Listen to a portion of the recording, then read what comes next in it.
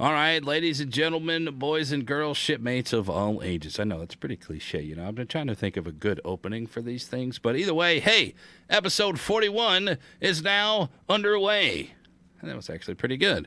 Overlord Bo, what is up, my friend? Joining me this week, you guys can find him over at twitch.tv/overlordbou and over on the twatters at overlordbou. How you been, man? I'm doing all right, brother. How have you been, man? I've actually been pretty good, man. Pretty average, about normal. I can't really complain. Well, I can, but I won't right now until later. What you been working on this week, brother? This week I just went back to work for the subbing, and today was pretty hard. Those kids are interesting, to say the least. First day back from vacation, man. They do not want to be there. Man, how do you end up getting a substitute teacher the day they go back to school? You know, I mean that's interesting. Nah, it's just what happens, I guess. Yeah, because I work, yeah. I suppose it is. Guys, if y'all know me, I'm SirVenomIK. Salutes, my friends. Welcome to the channel here at twitch.tv/SirVenomIK. And you guys can find me over at the Twitter at Sir_Venom_IK. All right, we're gonna go over a couple of things here for the news a little bit. There's really not much news this week. I know you were talking to me about submarines. Tell me what you were saying about submarines for the record here. So far with the submarines I've seen, which one they have to fix the bug where the sonar is literally going over the islands. They definitely have to fix that. It's horrible, but I know they'll fix that soon because the sonar they're able to ping stuff through islands. Right. And since they're being pinged, it leaves them spotted for I don't know how long, but it's at least 8 seconds. And that time they can easily kill a DD or something can easily kill a DD by then. And the amount of damage, the amount of damage the submarines do is also insane. It's pretty. I know we saw. We were watching. Everybody out there was watching when they were announcing subs on the channel, and how 2 torpedoes took almost 60,000 damage off of a battleship, and I'm like, that's a little bit ridiculous, and I think it's a little bit overtuned. But in my experience, wargaming, there is no middle ground with wargaming when it comes to nerfs or buffs. It either comes out and it's way too strong, and then they nerf it into the ground to where it's not even competitive anymore. As we saw with the Yu-Yang, comes out it's way strong, and I'll be the first one to admit that it was pretty strong. But then they nerf the wrong things on it instead of nerfing the torpedoes like they should have. Then they nerf the guns to make it almost useless. So I'm hopefully they can come up with some kind of middle ground on those torpedoes because it's pretty ridiculous. 60,000 from 2 to 3 spreads. Yeah, I don't know, man. Are you excited for submarines? Are you one of those guys that actually want submarines in the game? I'm excited for the concept, but I'm just worried how it's going to be implemented. The tracking in the game is what I was most worried about. Because I've seen how fast those things can track, and it's kind of insane. What do you mean track? They track like the ships, like whenever you get the 2 pings and how fast the pings, they turn. Yeah. Okay. Yeah, you're talking about the homing torpedoes, that aspect of it. Yeah. Yep. I understand the reason for it, as everybody who has torpedoes has an option of single firing. Either single firing a regular spread or a wide spread in some shape or form, whereas submarines, they don't have spreads; they have to individually fire them. So I understand the reason behind the homing torpedoes. It's just very frustrating to be like, okay, guys, this is designed directly to screw over those straight line guys. Those straight line battleships that you find in the lower tiers. Top tiers, maybe not so much. It's going to be a problem. But at tier 6, when you're seeing tier 6 and 5 and 7, those guys are generally not so great still. They are going to be absolutely devastated by these torpedoes in their current state. It's gonna be interesting to go down there and play in those lower tiers at tier 6 when the new subs come in, because as we all know, it's tier 6, 8, and 10. Mm-hmm. And yeah, we have to deal with CVs too, so it's already like a... Yeah, and let me tell you, the CVs down in the lower sections are redonkulous. At this, not the fact that they're in the game, because you can kind of handle one CV, but just the amount of CVs that I'm getting. I had we had started an early gauntlet last week, and we got through tier 2 and 3, and we had just started 4, and there was 3 games out of those gauntlets that I was playing that was triple CVs on each side. And I'm like, this is dumb. There's zero reason to have that many CVs. And honestly, I think it's pretty dumb to have double CV games. Yeah, I agree. Because in the lower tiers, the tier 4s don't have any AA, right? They have like barely anything. Yeah. Well, some of the guys out there that are playing the CVs, which we have seen, and there has been on the records of numbers of people having the Hakiru, and they don't play that one at all, and all they're doing is farming damage in the Hosho, where they are averaging more damage in the Hosho than they are at 7 or at 6, 8, and 10. And when those guys were asked, "Hey, why are you doing nothing but tier 4s?" He's like, "Because there's no AA to counter it." That was their reply. Exactly. Now they with no AA. Yeah, absolutely, with no AA. Now Wargaming has stated that they are looking into the issue, and that was their priorities when it comes to CVs currently, is trying to figure out a way to curb that triple CVs, because they're seeing quite a bit of percentage numbers of the CVs that have of the games that have triple CVs there at tier 4, which should never happen. It just shows people are stat farming. Oh yeah, it just shows it. Well, I mean that's generally how do you get PR in this game? A streamer. There was a streamer out there. I'm not going to name his name or drop a dime on him or anything like that, but I'm going to call him out for this. He knows who he is. There was a guy out there complaining that, oh my God, my PR rating is going down. I'm going to have to go play the Wacky Tacky to get my PR rating back up. And I'm like, well, that right there just tells you at how bullshit PR rating actually is, and how it absolutely means 0 when it comes to how good you actually are in this game, because you can boost it in tier 3, because nobody else is playing down there, and you can do so much better than everybody else. Uh-oh. Yeah, it's pretty bad. My dogs are barking. My family must be back. Ladies and gentlemen, I am hanging out with my man overlordbou. Like I said, you guys can hit him over at twitch.tv/overlordbou, on the Twitter, overlordbou. If you guys have any questions, comments, or concerns about anything that we're going to talk about today, there will be a Q&A session a little bit later on. So if you have any questions, go ahead and @SirVenomIK right here in the chat. Or if you guys are watching on YouTube, check down in the comment section below in the description, and I will get to those as soon as I possibly can whenever I read them. All right, the next little bit of news, Pan-European DDs. You heard about these things? Nope. All right, so... Pan-European destroyers. They are extremely long-range torps. We're talking 15 kilometers at tier 8, at tier 9 and 10. 12 kilometers at 7 and 8, and then 10 kilometers at 5 and 6. But these things are the fastest torps in the game. I'm talking 86 knots at tier 9 and 10. And then 75 or something like that at 7 and 8.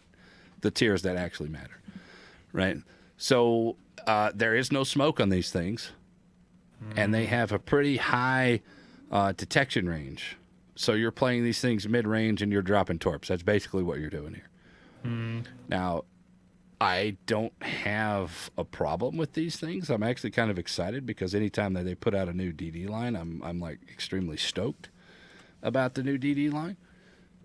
I can't wait to test these things, man. I don't do a whole lot of testing because I don't like playing by myself. But when these things come out, I will definitely have to get my hands on these as a ranked player and as a ranked destroyer player. The DDs are right up my alley. Yeah. They seem pretty balanced with the no smoke. If they had smoke, it'd probably make it a little bit harder. But they also have the high detection rating, so it makes them more of like a battleship hunter. I would say more of a mid-range Shimakaze, where that is going to be your main source of play. You're not going to be a capper. You can support somebody with your guns because it reminds me. They kind of remind me of the Ognivoy, how it's on. They got the 2 turrets. Majority of them have 2 turrets, and they're pretty decent sized guns. I think they were. I think they're 120s. I'm not entirely sure. Definitely something worth looking forward to, especially for me when there's very little things to get excited about in the game anymore after you've played the game for as long as I have. We're into year number 4 almost, and I've got everything that I can get. So now let's get more content in there. So I'm pretty excited about it. What are your thoughts on when they add lines or this particular line in general? I haven't really. I played the game during the closed beta, and then I came back July of this year. So I haven't been here that much for the new lines, except for the Club Air. Right. So, did you enjoy the French DD line? Oh, the Club Air is my favorite DD by far. I love the running gun. It is an amazing boat. All right. So my first exposure to the Kleber, or whatever it is, my first exposure was in the Rogue Wave event. Right. Yeah. The Rumble. I had so much fun playing that particular boat with the very short torps, but it was very fast, and of course everything during that event was turned up to 11, and it was like literally.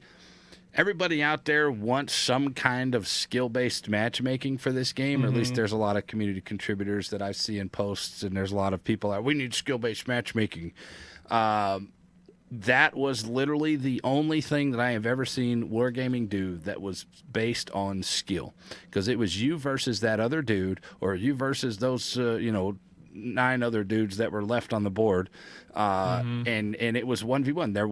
There was random RNG, maybe if somebody was running actually had guns, but it was just you versus them, and it was a torpedo soup thing, and I absolutely adored the playing those, and the Kleber was the Rumble, and that was my boat of choice back then. Yeah, I loved it. It was fun. I think I played like the very end of that Rust event, like very end. I didn't get to play it that much. Didn't play it very much, man. It was amazing. One thing Wargaming, I mean, I hang a lot of shit on Wargaming quite a bit, and I hang a lot of shit on them for frustrations and how some of the mechanics don't let you perform to your maximum level that you have achieved or whatever over the course of your playing this game.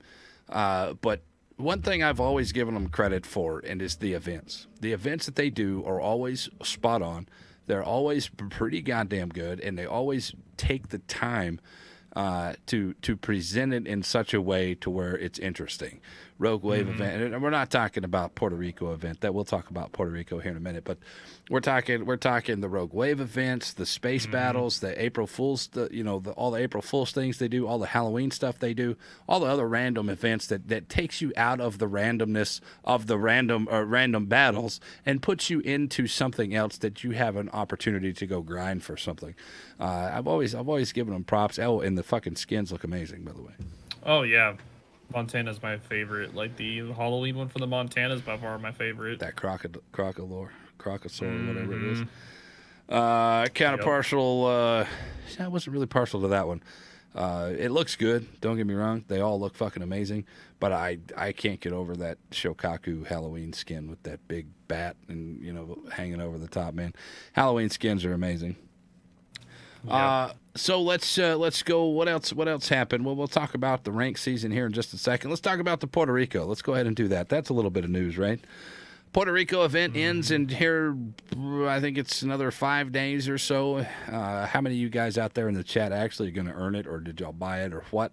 Did y'all get any part of it? And let's ask Overlord Bo, how'd you do on it?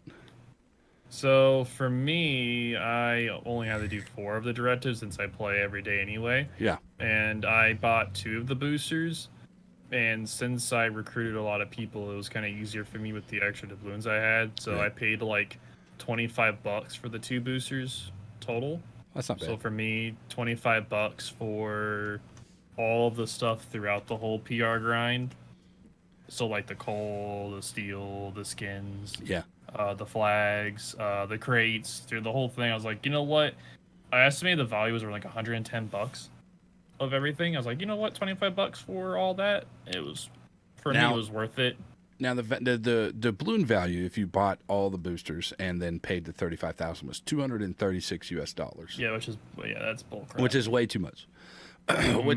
which is way too much for me to want to spend on it. But Mm-hmm. luckily, being a community contributor, I kind of had a little leg up. They gave me a whole bunch of credits to get the first set of boosters, and then I had like 40,000 doubloons sitting in my stash anyway that I wasn't using, Yeah. so I went ahead and just bought it out.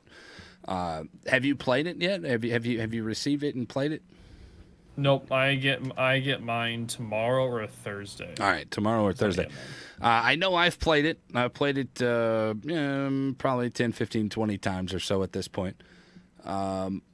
I think I think it's pretty awesome to think that they're giving us these boats away. I think that the way that they presented this boat was a very, very good way they presented the boat. But the goddamn missions, man, it was a fiasco. Not knowing exactly what you needed to do, not knowing how. Okay, if I do this, what does that mean? How much more am I going to have to do? I think there was a big disconnect in information passed from wargaming to the community. It was very confusing, and a lot of people did get confused about it. And well, me, I mean, I had it like second day or something like that, so it didn't really matter to me because I didn't have to worry about it. But I know there's a lot of people out there like I don't know what I have to do. I'm like, just do the directives, man. That's it. This is legit. Do the directives. That's all you have to do. And Yeah. anybody in your community over there at twitch.tv/overlordbou that have grinded out the thing 100% or? I don't think I have anyone that did. Maybe one. But most of them bought 2 boosters like I did because that's like the cheapest option Right. worth it to them. Like and most of them could grind out the 4. And that's what I suggested them if they wanted the stuff. Because I didn't get that for the ship. I got it for the stuff throughout the grind. Yeah, I know. The ship itself, it pretty much has a battleship dispersion Agreed. and 1 extra turret. So it's like a worth Alaska, but it's a tier 10. So it's like, it's just $25 isn't going to kill me. I'm not one to compare ship to ship. A lot of people, when the Ohio started releasing and we started testing the Ohio, they were trying to compare the Ohio to the Montana. But I'm like, you cannot compare the two. And they're like, well, it's the closest thing that you can compare it to. And I was like, no, you can't. It's misleading to you and it's misleading to your audience if you try to compare the Ohio to the Montana simply for the fact that they're 2 completely different play styles. If the play styles were similar, then fine, you can go ahead and do it. I think is it misleading to think that the Puerto Rico and the Alaska are 2 different play styles? Maybe a little bit, and there's a little caveat to this, is that you do have that battleship dispersion, like Bo said. So you're not going to be able to count on your shells hitting when they need to hit and when you need to do damage. Overall, I've enjoyed playing the damn thing, man. I was kind of surprised going around the sides of flanks and hitting the sides of Demonises from 10 kilometers. I was wrecking their face. Got a couple of citadels on sides of Montanas from 10 kilometers away. Their power is there of the 305s, not unlike the Alaska. Where the Puerto Rico I think fails is in the way that the armor scheme is. It just takes damage all over the place. There is no tank, and you do kind of get a little bit of a tank in the Alaska. There is really no tank with the Puerto Rico. So the way I've been playing it, long range HE spam. If I need to get up in close, or if I see a broadside, then I'll swap over. But swap over to AP. But is it worth it? Is it worth the 236? No. Is it worth grinding out for free? Sure. I mean, if you have the time to put it down, then absolutely go ahead and do it. You're running out of time since you only have a couple of days left now. Yep. We did have a couple of guys come in and actually grind out the entire thing. I think somebody bought him one booster, and then he did 1,000 co-op games.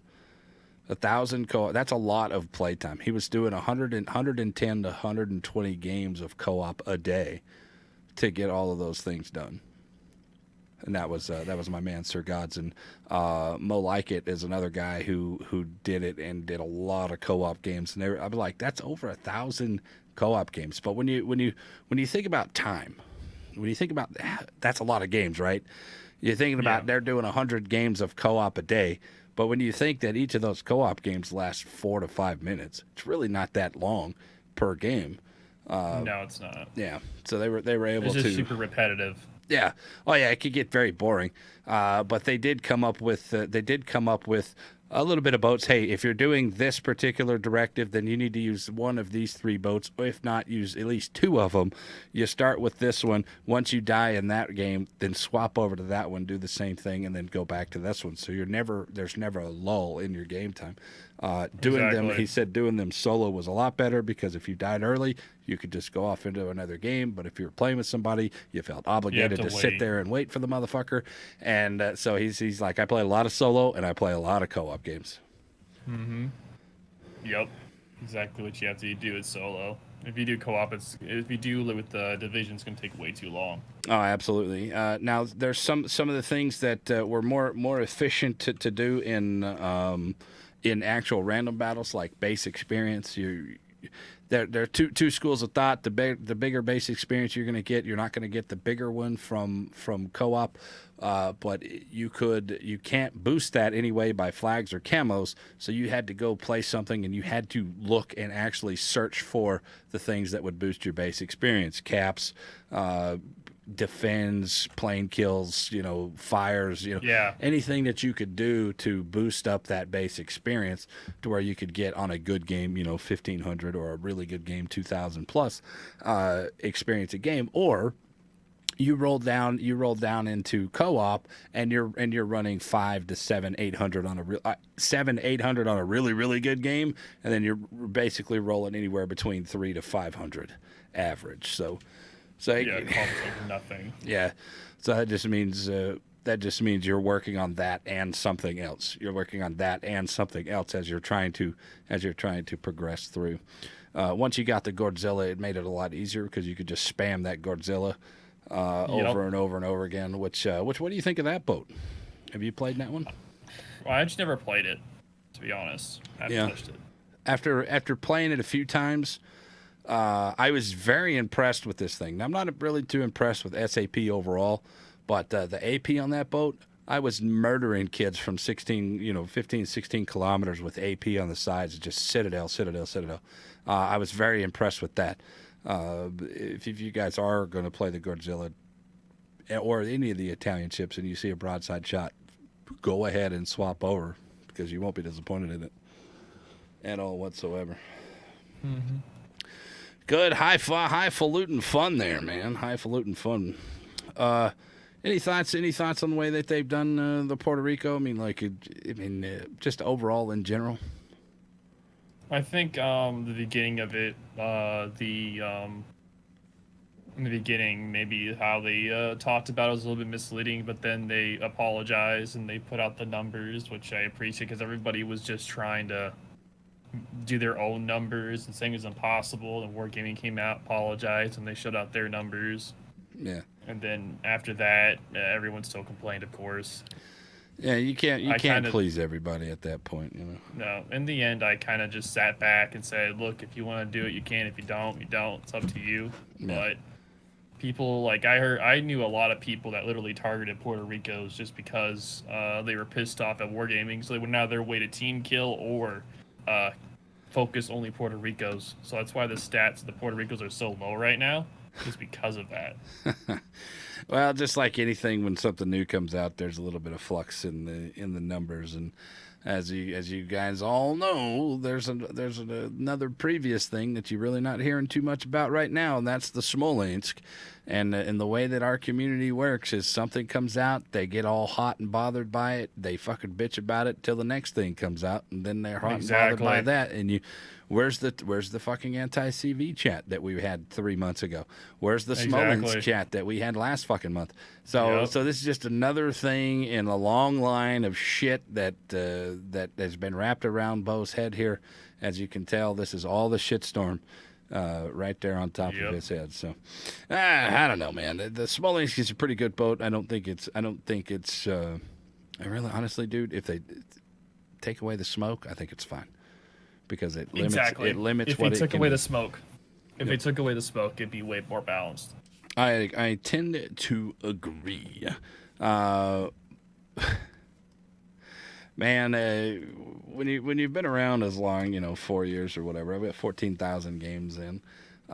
You see the complaints, and I still bring up some really big issues that I thought were kind of I don't necessarily say unfair, but I think that they went about them in the wrong direction.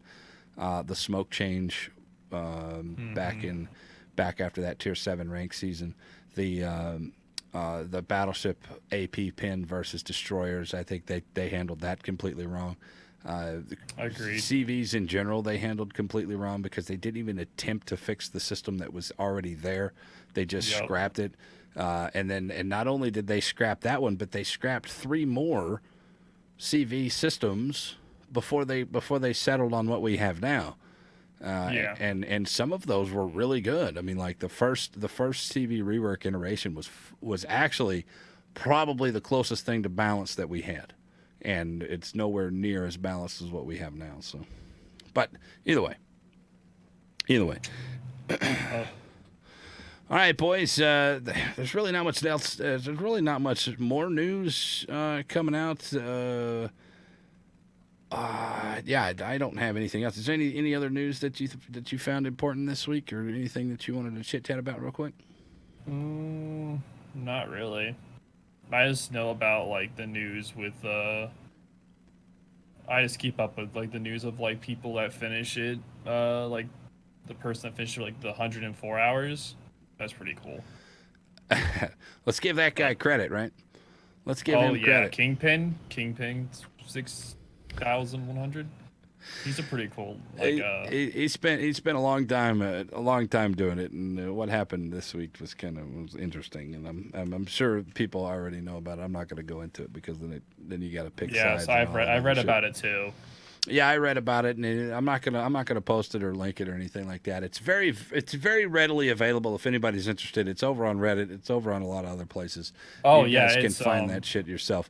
I'm not gonna go into that one. We don't have to. Yeah, but yeah, he worked his ass off. He did. He definitely did. And I know Mo Like It and Sir Gods, they also busted their ass as well, getting those things. And I'm sure everybody else that went out there and actually earned the thing, they busted their ass as well. Me personally, I wailed the fuck out of it, and I'm proud of it too, because I had the time. I did not want to take the time. That's the difference, That's the difference. You have the time, or do you want to take the time? Some people don't want to take the time, so that's why they have the options to buy it. Does that make it any less? Certain aspects, maybe. But I know the guys that did grind it out. They're going to have a lot more appreciation for that thing and their accomplishment than I will, because because I bought it. All right.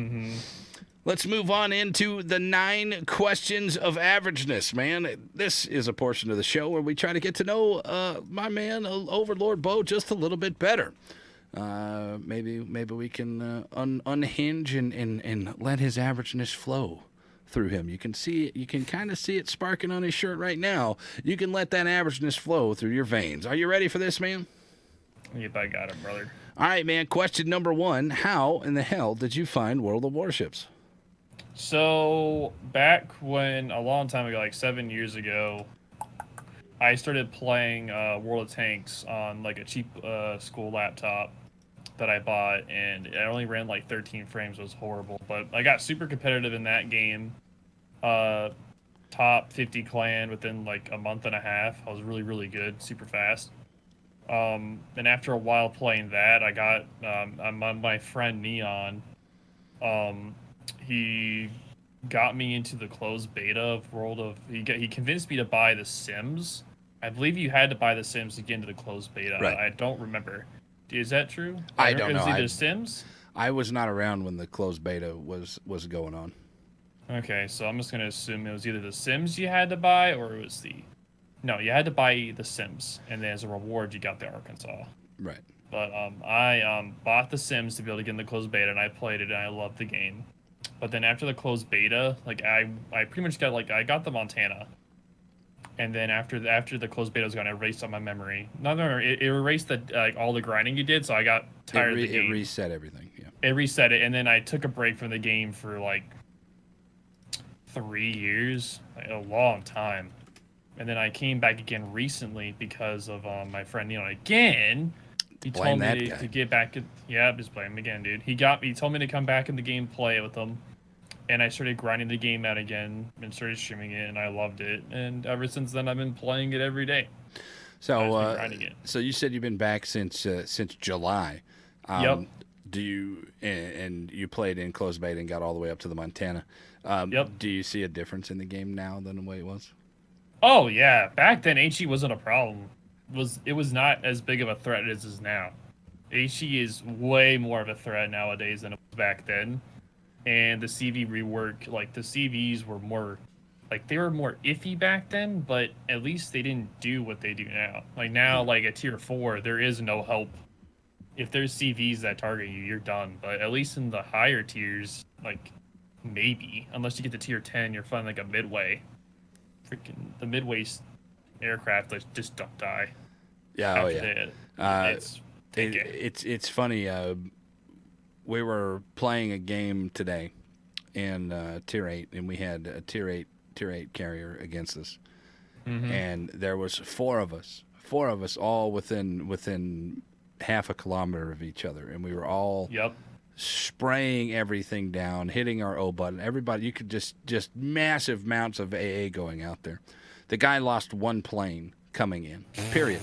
One plane coming in, dropped his torps, and then after the torps goes, he hits F, and as they're going up, we kill two more planes out of this squad. I think it might have been an Enterprise or something, but he had 12 planes in his squadron, and we only killed 3, and that's 4 boats maximum AA just going all out there, man. I just think that.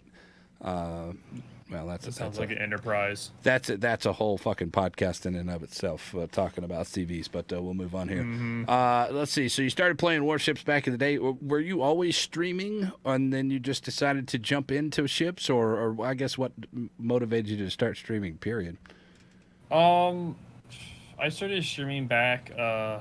May 17th, 2018 was my first starting day. That's relatively in the grand scheme of things, you're relatively new. Yeah, I'm pretty new to streaming, and I admit that. But what's it called? I started playing this game called Darwin Project. I do not. That game's super toxic. I will never play it again. But let's just. But no, I had a friend that started streaming, and I saw he was having a lot of fun with it. And in that game, there was an overlay where you can interact in games, so I thought it'd be pretty cool to stream, pretty much to be able to get people that, because I was pretty good at the game, so I decided it'd be fun to kind of play the game, make friends, and have fun with it. And over time, I just enjoyed streaming so much, and I was like, okay, well, I'm just gonna stream every day then, and that's what I've been doing ever since. There you go. I know streaming for me has been kind of therapeutic.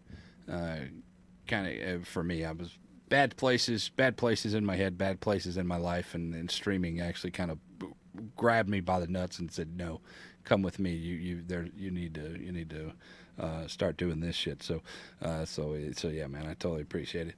I totally appreciate what you're going through and where you're coming from, and I kind of envy you a little bit going on that grind. Yeah, because it's a grind, and don't let anybody tell you that it shouldn't be a grind, because it is. Because anything worth doing, it's a grind. Anything worth doing is worth doing. Number one, correctly, and number two, it should not be so easy to where you don't appreciate what you have when you do end up getting what you get. So, if that makes any Exactly. sense. So there you go. So, being a Twitch streamer for I guess almost 2 years now. I guess right. Yeah, Yeah, about a almost year and 7 months a around year there, and I seven think. months. Being a Twitch streamer, what do you hope to contribute to the community? Now, this could be Twitch community or Warships community or another game community, anything. Well, for me, I applied for the CC program, so I'm hoping that that works out. We'll see, of course. But I am more of a casual, like a casual player in WoWs. I'm not super competitive, and my skill level isn't super high. So like I'm more of the average. Oh, Oh yeah, I just pulled the average. oh yeah. I'm more of an average player. So a lot of people will come in and they'll like ask me some questions, or they'll like ask new stuff that I can easily answer. And then if they're looking for someone more skilled, they can go to one of the older CCs, of course. But I'm more of the casual representation, I think, of WoWs. Like, Hmm. I'm pretty casual, I'm pretty chill, I'm pretty mellow. I scream at torps. That's just about it, really. I think we all scream at Torps at some point. I know I do because I'm like, you're an idiot, Venom. Torps are 100% avoidable. Why? It's like, why did you just turn broadside Yep, to a Shimo, man? yep, exactly. I do that. I do Mm-hmm. that a lot. Yep. So what has now this can be in life or in streaming. What has been your biggest setback in your life or in the streaming world, and how have you overcome said setback? My biggest setback was a major depression strike that I had from playing Darwin Project. Um, in that game, the reason why I never talk about it really ever because I almost died due to the game. Mm-hmm. It emotionally hit me really hard because the community struck back at me really hard, like a really toxic side of it, and they DDoSed me and they called my work and they hacked my stream, and it was Yeah, that's a mess. they tried getting me fired, and it was horrible. And I just decided that game was just I had to cut it off and never touch it again. And I'm happy now, but that's just a dark time for me on Twitch. It's just that the Darwin community is totally toxic. I will never recommend that game, even like never. It's dark. All right, fair enough. And when and what did you do to help pull yourself out of that? I pretty much cut off all connections I ever made from that game. I will never stream the game. I cut it off, just pulled myself away from there. Yeah, Like took found myself something out of else. that community. Yeah, I found something else. I took myself out of that community immediately and found just pretty much played other games. Even though it hurt my viewer base, it hurt like my community because most of them were from Darwin. Right. But in the end, it was worth it because I was happier in the end, Well, and a it lot of seems people like you're supported me still. it seems like you're building up a nice community chunk of. You're carving out your own niche here in the warships community, and you have your viewers, and I think that you're doing a fantastic job. So welcome, welcome. I don't know if anybody's ever told you welcome to the community, but welcome to the fucking community, man. Well, thank you, them. I appreciate Absolutely. that, man. Absolutely, brother. All right, so you go from WoW's player to a streamer. What have you learned in your journey about that community, and what has changed in the gaming community or in the streaming community since you've been playing or since you've been streaming? Do you mean like from Sorry. Can you repeat the question? Because I'm All right, dumb. I'm tired. no, I get it, man. So you started out as just a player, just a Yeah. general player, and then you started streaming the game. Yep. What have you learned in your journey about our community and on the Twitch community, and what has changed in our game community and the streaming community that you've been able to realize? Okay, so from when I first started playing, since I've only have 7 months, I don't have a lot of time. But from what I saw, when I first started playing this game again, I had a lot of support from the older time players that came in and were giving me tips on what ships to grind or how to aim or like the armor. the HE, and they came in and helped me out and taught me.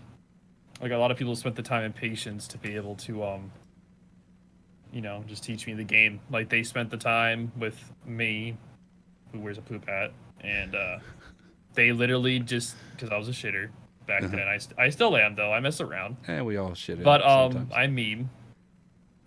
But yeah, they took the time to teach me the game, and I made a lot of friends on here, a lot of community members that I know. And yeah, this community's been very welcoming, even though like there's a little bit toxic sometimes, but like it's nothing compared to the positivity that's in this community itself. Like this community is really close and tight knit. I remember the first day I started playing ships on stream. And it was two guys, a guy named Poulter and a guy we like to call him Ozzymo. Came in the very first day, and I was like, I have no idea what I'm doing, guys. Anybody want to come into the chat, talk to me, and play with me, and just teach me how to play this game? And by God, they showed up that day, and they continued to show up, and I learned a lot from them. Now they tell me not to tell anybody that you learned how to play from them because they don't want any bad reputation slung back on them.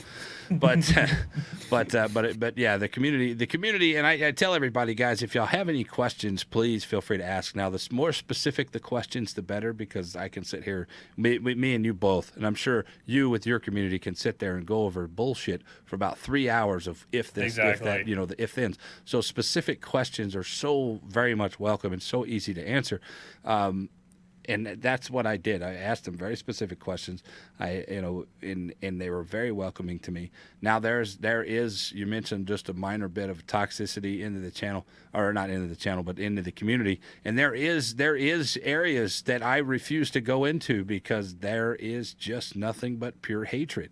And there's some areas of our warships community that breed that toxicity, and they thrive on that. And I'm sorry, but that's not something that I want to get into.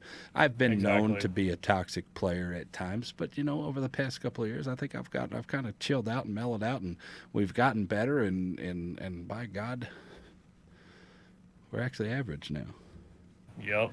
All right. So question number 6 is, what would you say that makes you stand out? Meaning, what makes you different? Why the fuck should I pay attention to you, Overlord? I really don't know. I don't think anybody should pay attention to me. I'm pretty dumb. I'm pretty. I will do the most BBS stuff just for the hell of it. I literally just full charge a battleship in a DD just for the hell of it, just out of random. Like I will literally. I am known for just pulling a bow. Is what some pulling a bow. Like bow. Sown, right? Sown underscore MG. I'm sure I recognize the name if I saw it. Yeah, I play with him sometimes. He's another streamer, and he literally, when I die, he's like, "You just pulled a bow, didn't you?" Yes. It's not the fact that you died; it's how you died. Yes, you pulled a bow. And it's like, yes, I pulled a bow. He's like, you need to stop doing bow things. I'm like, okay. Well, there you go. That's fun, guys. We're hanging out with my man Overlord Bou. You guys can hit him up over on his Twitch, twitch.tv/overlordbou, spelled BOU, and then over on the Twitter if you guys want to contact him at all, at Overlord Bou on the Twatters, man. You guys enjoy that. Go over there, check out his channel. All right. So moving on. Who influences you as a person to go to that next level, to step up? Albeit it could be anything, man. A person, an artist, a book, a movie. Maybe you saw a billboard somewhere. Maybe your condom broke. I don't know what possesses you to go to that next level, man. Honestly, it's just like I want to like I don't. I thought about this a lot, and I don't have a particular person. I want to help my community in the WoW community grow, and that's one of my inspirations to being a streamer right now. I want the community to grow. I want it to be a positive space where people are welcome that are new, and that people that are like at any skill levels welcome, and that it's just a positive community. That's what I really want. As like a particular thing, I've actually been really hooked. I don't know why, but it's literally a diggy diggy hole song. Literally Diggy diggy hole. Minecraft diggy diggy hole, dude. And I will listen to that song right before I stream for an inspirational boost, just before I stream, I and I'll am a listen. dwarf and It's I'm digging a hole. Yup, Diggy diggy hole. yup, Yep. and it's like this epic. It's epic monologue. I love it. I don't know why it's one of my favorite songs, but it is. It's just super epic. Well, that's fine. Because I for mean, me, it's like a grind. So it's like for them, exactly. it's grinding. So Exactly. Uh, that is probably the most unique answer to that question that we've had in the 41 episodes. Now, obviously, all those episodes I've had guys on multiple times, and we don't go through these questions multiple times. But we've had the traditional, my mother, my family, all this other stuff. But I think it's the first time anybody said a song that inspires them to go to that next level, albeit that song kind of has a negative connotation because you're going down as you're digging a hole, but we get it. But we get it. We understand. you get the gold though. We get the You gold. get that bread. You got to get the dig it bread. down, baby. His second is Baby Shark. All right. Don't talk about Baby all right, Shark ever. All right, so moving on. Question number 8 here. Any tips in streaming to an Aspire streamer or ships player? I would Streaming say for a wise. ship, streaming wise, just have fun. Don't try to be the super try hard, always trying to be the top player. Try to play the game, learn the game. Over time, you'll learn what's best, and then you can teach that all along to the people that are watching you and the community along with it. Because I tried to be a little tryhardy before, and like I tried to do some clans and or ranked, and people that have watched me before saw me during that time, and I got really salty, and I didn't like that side of me. So I'm like, okay, I'm gonna lay back, go back to my more casual self, because I don't like it when I get super pissed. I like being my more mellow me, and so that's why I don't really like doing so much of clan stuff too much. Mm-hmm. I like being more like I'm probably never gonna touch actual ranked again. I'll do the 1v1 ranked though. Yeah. That's fun. Yeah, we'll talk That about was a blast. we'll talk about that in a minute. I enjoyed that as well. Mm-hmm. I know enjoying the game is very important. I take breaks. I've taken several long breaks from the game and gone and done other things. I remember I took a break for a month and a half to go play Star Trek Online. Don't ask me why. That's a It was good just something to do other than ships because I was frustrated at ships. And then Exactly. when World of Warcraft Classic came out, I also took a break for about a month to go play that. And I remember that. and it was a lot of fun, and I enjoyed it. And then I beat the game. I beat it, and I don't ever have to play it again.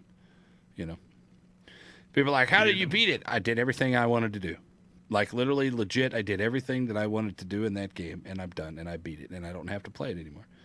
So and then we go back, and now ships isn't as frustrating as it was back then. So I'm sure we'll take another break soon, but it is what it is. So absolutely enjoying the game is very important, because if you're not enjoying it, you're not. I don't know how to put this. If you come on and you're having a bad fucking attitude and you're just having a bad fucking day, the chat can feel it, and and you're sitting there all, and then the chat goes, grumpy. and then you look up 6 hours later, your games are, and then the chat's like, right, and it's just a bad day, and that's not something I want to have good days, I want to have good streams.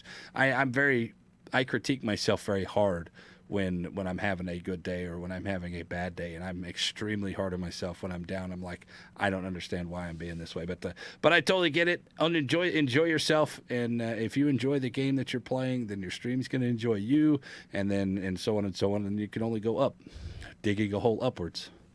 Mm-hmm. There you go. And finally, Exactly. here, question number 9 for a new player. What is your biggest tip for a new World of Warships player?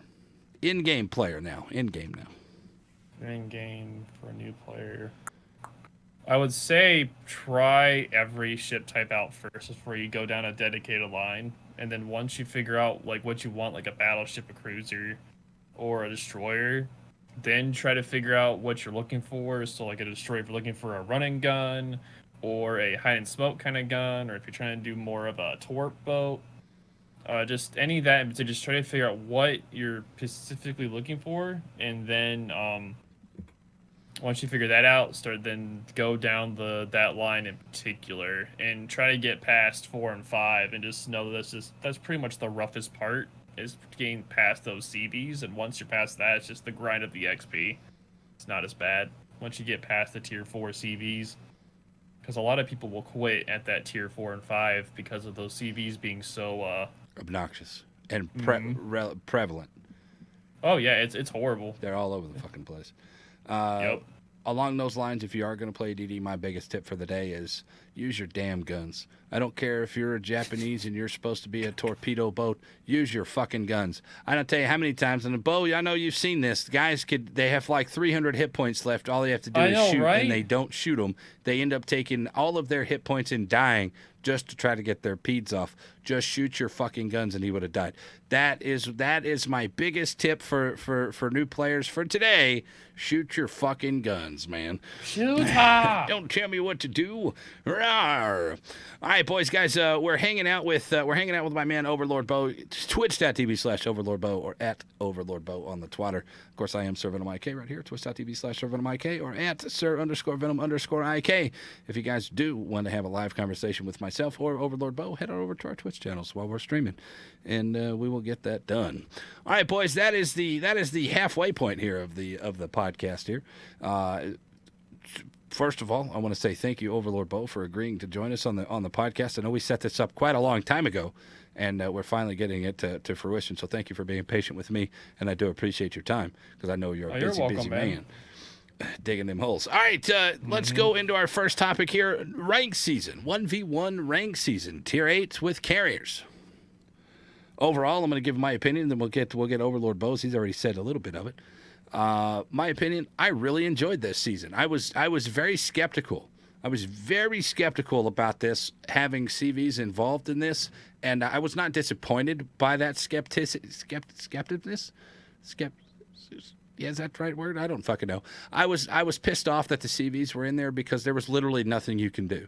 There's literally nothing you could do against these CVs, and if you had a Saipan, Saipan would absolutely murder you. It was the king of the CVs.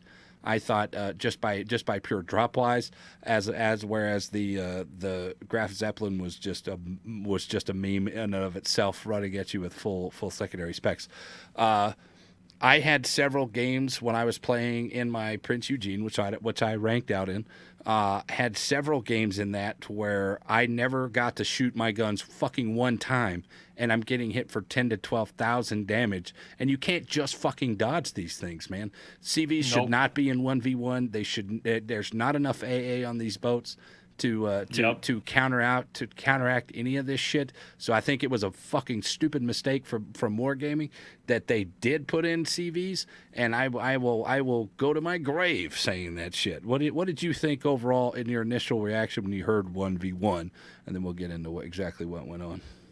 The 1v1 I thought was going to be like I already thought the idea was a good idea, but I experienced the same thing with you with CVs, and I feel like the CV should have been on their own thing, because literally if it was a good CV player, no matter what ship you were in, he was going to find you and he was going to not let you do anything. Yeah, you can't hide, you can't do anything. Yeah, DD, like, you can smoke up, but what's that gonna do? Like, give you like a minute of freedom while he throws torps in there at you? Yeah, pretty much. That's it. No, I think the biggest thing, and the matter of that, I did have CV games where I won because they made a stupid mistake. The ones that I did not win is they hit outside. They hit outside, and I can't dodge. I can't sit there and dodge for 18 fucking minutes of this game while this thing does it. It's just it's impossible. Let's put it that way. I cannot dodge that long. I did have one game where I went and I was playing against a Graf Zeppelin, and he was trying to get me to chase him and kite into his secondaries, which absolutely murdered the Prince Eugene. So all I did was cap the one cap, and then I literally did circles in that for the next 10 minutes. It was the most boring game that I ever played. That's literally the only thing I did was circles for 10 minutes while the points counted up. It was boring. It was out of place, and it was very not fun and engaging. And in the games that I never saw the CV and I died, it's the most frustrating thing out there to die having never played the game. Exactly. It's horrible. One of my biggest pet peeves with the old school CVs is the fact that I don't mind dying on my own. Like Overlord, if you're playing your game, I'm sure, and you die, you probably enjoyed it, whether you had a good time or not. You felt like you were doing something in the game, right? Yep. Okay, so what if I tell you that you're going to go into a game, you're going to drive 3 squares, never shoot your guns, and then you're going to die? You're probably going to be a little bit frustrated and pissed off. I don't mind dying on my own, but when they take my ability to die on my own away from me, there's no place in it. I don't want to fucking play that game. Yeah, exactly. You know, like if you ever you play Magic the Gathering at all? In the past or ever? I did a long time ago. So you know them blue counter decks that just refuse to let you play anything? Those things right there is what I'm talking about. That's so infuriating to me to not be able to play my fucking game. I don't mind dying, like I said. I don't mind getting my ass beat. I just want to be able to have an opportunity to win, have an opportunity to play. And when you take that opportunity away, then there's something fundamentally wrong with that. And you know, that's why you flip the table, punch the guy, and never go back to a DCI tournament. Yep. Been there, done that. Anyway, so that's a little bit of salt, but good things came out of the 1v1 ranked. What boat did you play, or did you play a bunch of different ones? I first started playing the Haragumo just because I wanted the base XP for the Harry Gumbo the directive on yeah, and tier 8. Yeah, the tier 8 Haragumo. It was a terrible choice, but it was only there. Sorry, the Harakaze. My bad. Harakaze. Okay. Yeah. I only did that to get the base XP for the directive. Fair enough. And then once I did that, I did the turret beds for fun. But I should have done the mask. But I did the turret beds for fun because I just wanted to have fun in that ship. Yeah. I played the Prince Eugene twice.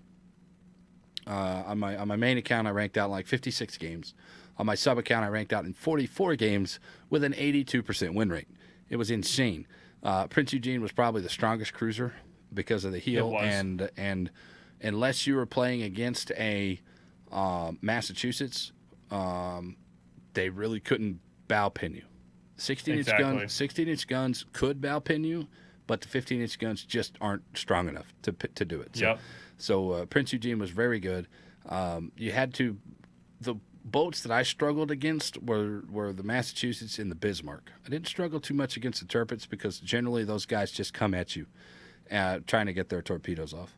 So you can finagle your way around dodging those. But the ones that I had problems with are the ones that would go to the cap, and then they would turn around, and they would secondary murder me to death, and I have to get close to kill him because my HE on the German cruisers is absolutely anemic. It's terrible. So yeah. That's what people try to do with me in the masses, and what I would do is I would literally just sit in the cap behind an island and wait for them to come back. And then if they tried to do the circle thing again, I would just go right back behind the island. Yep, that's pretty much all you had to do. I got to the point where I was extremely patient. And when I first started playing on my main account, I was very aggressive. And I noticed that the more aggressive that I was, the more susceptible I was to the kite.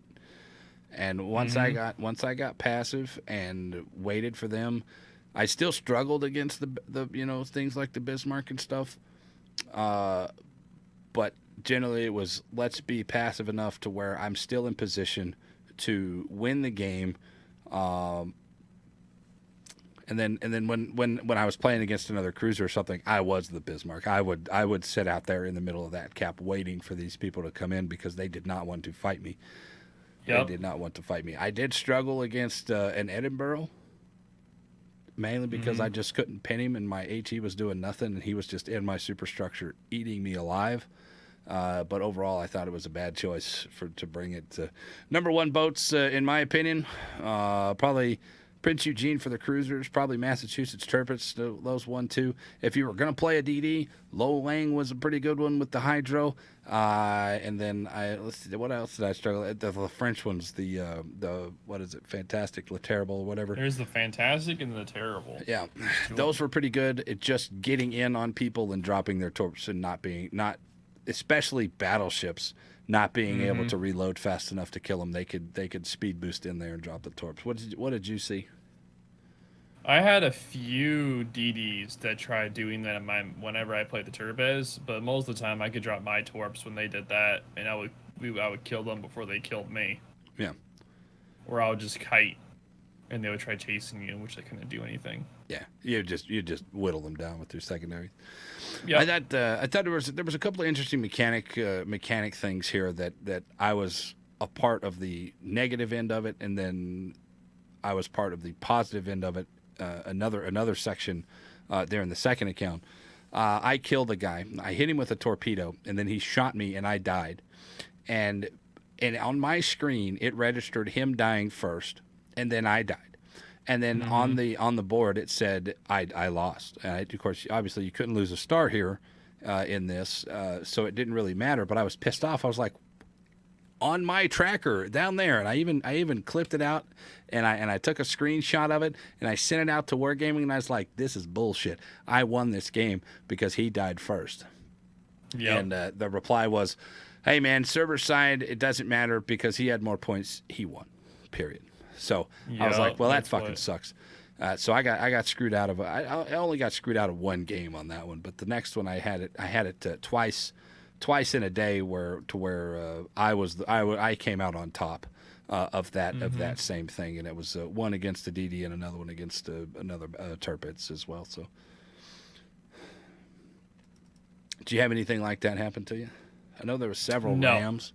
I know I had a couple of Rams where DDs would come in and I would dodge their torps and they would turn into me and I would ram them. That was interesting. I was like, okay. I had one guy.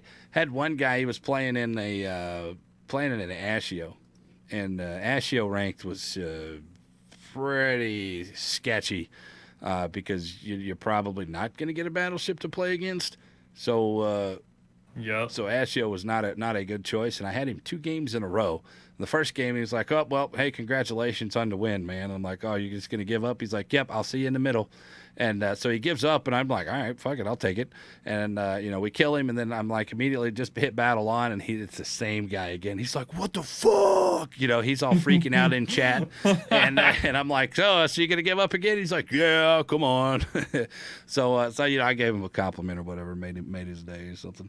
It was a lot of fun, man. I was really surprised at the community because usually ranked is a pretty toxic fucking place. And I know personally I get pretty upset, and the majority of the time I'm upset with myself at my performance that I make a stupid mistake. But then everybody knows the teams that you get in full on ranked seasons are AIDS, and they just don't have the same priorities as you do. But it was generally a generally cordial environment for this 1v1. You would talk to them, they would talk to you. Hey man, how's it going? How's your ranked season going? That kind of crap. And then you'd go out there and you'd duke it out, and then hey man, see you later. And you'd see them again later on. Did you experience that as well? I feel like it was more cordial because of the fact you didn't lose stars when you lost. Yeah. And I think that's the main reason why. If you lost stars when you lost, I think it'd been a lot more of a toxic. Yeah. I tend to agree. If you have to be able to play for something, and you have to have that desire to go in there. This is why this was just kind of a fun sprint. Yes, it was fun. Yeah, I don't think that. All right. What's your ranked experience? Like normal ranked game experience? Horrible. I mean, like how many times do you ever rank out? I mean, if you're not ranked out, I've never ranked out. Never ranked out. Nope. All right. I'm never able to. This last season, the last tier 10 ranked season that came up was the first ranked season that I did not rank out since season 5, and that was season 14. Due to time, just didn't have enough time. That, and I would play it for very long a night. But that's on me. No excuses.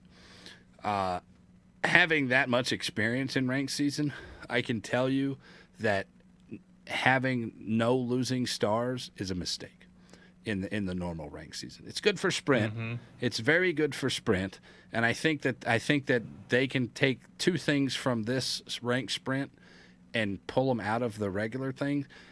The discussion of not losing stars ever should never be in the ranked season, and CVs should never be in the ranked season. Those are the two things that I want Wargaming to take from that. CVs were ridiculous, and the no losing stars need to stay in sprint. They don't need to come over. Yep. The reason being is because I want to win stars. I want to win, and I want to rank out. And when people don't have that mentality of I want to win stars, what do? They get on that mode of I want to save my star. So they're playing to not lose instead of playing to win, which in turn, you force yourself to lose in some way. I had the worst teams that I've ever had in all of the seasons that I've played this season. I had more games of we were ahead 300-400 points, and then they threw the game, or we threw the game. Somehow. Yep, it was awful. It was atrocious. But with this ranked season, overall, this is the most enjoyable ranked season for you, from what it sounds like, because you actually finished, I assume. Yep. Yeah. The rewards were kind of meh. I was expecting coal. But flags, whatever. Who cares? I mean, it was something fun. It didn't take very long. You could sit there and do 40 games in a day, or maybe 2 days, or however long you wanted to do it. It was a very short season, and I like the very short seasons because it gives you a very short time goal, and you could really push into it. What are your thoughts on that? I liked it. Like this, I've done ranked sprint before, and I've ranked on the one previous ranked sprint. But this ranked sprint, I just enjoyed it a lot more than the other one. Like the ranked, I think that for the actual ranked, that if you're like the best in your team, you don't lose a star. It plays a lot in how a lot of people play in ranked, because people will always if they even if they're down one ship, some will automatically go into save the star mode, and they won't try to play for the team. They'll play for themselves. So they'll just either farm damage or they won't actually try to do anything. They'll just save themselves pretty much. Most of those guys are the high HE flinging cruisers. Yep, exactly. The high HE flinging cruisers. You see it in the small links. Not so much. But you'll see it in the Zhaos. You'll see it in the Hindenburgs. You'll see them in the Henrys. You'll see them in the Venzias even. With these long range things, they don't have to come in. And I think that that's a problem because when you need them to take a cap, they are nowhere to be fucking found. So those damage farmers and those super purple unicorn guys, they frustrate the shit out of me. I want to win the game. I do not care about saving my star. I just want to win because we all gain stars if we win, guys. That people don't realize, hey, if you win a game, everybody on your team gains a star. Not quit being selfish. Sacrifice your boat to go stop a push. Kill that DD. Go in there and get the cap. You're literally 2 squares away from the cap, but you're still shooting at this guy trying to farm your damage. Stop shooting, get the cap, and then reposition and go get your deal. Not only that, but you're going to keep us in the game. Not only that, you're going to get us ahead in the game. So just in case you're a moron and you get dev struck somehow, then we still have a fighting chance. People don't play the objectives. I think that's a frustrating thing. Overall, this 1v1 ranked season was very enjoyable. I really enjoyed it. I want them to do this again. I want them to do it at tier 5, 7, or 9. Get it out of the carriers. The carriers were a little bit too much. And just have a good time. I'm sure when they have another quote unquote controversial boat that's coming out, they will do a ranked season based around that because that's their MO. They did it with the Belfast. When the Belfast came out, they had a ranked season right after that, so they could push the sales on that. They did it. You see it with the Smolensk. You see it with the, just pretty much pick a boat, pick a tier, and they've done a ranked season based around a release that they've had. So So that's an interesting thing. So what did you guys think of rank? Did you guys rank out? What was your boats out there, man? Guys, go ahead and put them in the chat if you guys have any questions, comments, or concerns about anything that we've talked about so far. At SirVenomIK right there into the chat, and we'll get to those coming up here in just a little bit. So that was rank season, man. Any final thoughts on rank season before we move on? No, it was fun for me. That's about it. I enjoyed it. It was very enjoyable for me. There was no complaints really besides the CVs. That's about it. Yeah, besides the CVs, no complaints. Nope. Surprises. Was there any surprise boats that you saw while you were playing? Like, why is this guy playing this thing? No. Oh, well, no. People were playing a bunch of Baltimores for some reason. Other than that, that's about it. Saw a few Baltimores in there. I'll be honest with you. There was two surprises that I saw. Number one, I didn't see enough Kievs like I thought I was, because Kiev is a really, really dope destroyer, and you can stay at range outside of secondary range and just absolutely melt people. And number two, I got absolutely slaughtered by a goddamn Montpelier. By the goddamn Montpelier. The Cleveland with IFHE Montpelier is the Azure Lane version of the Cleveland. And oh my God, that thing raped me. Like it absolutely murdered my face. He would take 6,000 and 7,000 damage off of my nose just every time he fired. And I was just like, okay, well I guess I'm gonna have to get away from him. And the guy that was playing it was fucking smart as shit. So he flat out outplayed me at both times that I played against him, man. He murdered me, but that was the only time I saw Montpelier, so I was really surprised about that and how strong it actually was. Was there any surprises out there for anybody else in the chat? I mean, other than and if you could think of one, and I don't know, that was really the only surprises that I had. Other than me making mistakes and getting pooped on, but yep, yeah, that was the only one for me. I zigged when I should have zagged, Mm-hmm. that kind of stuff.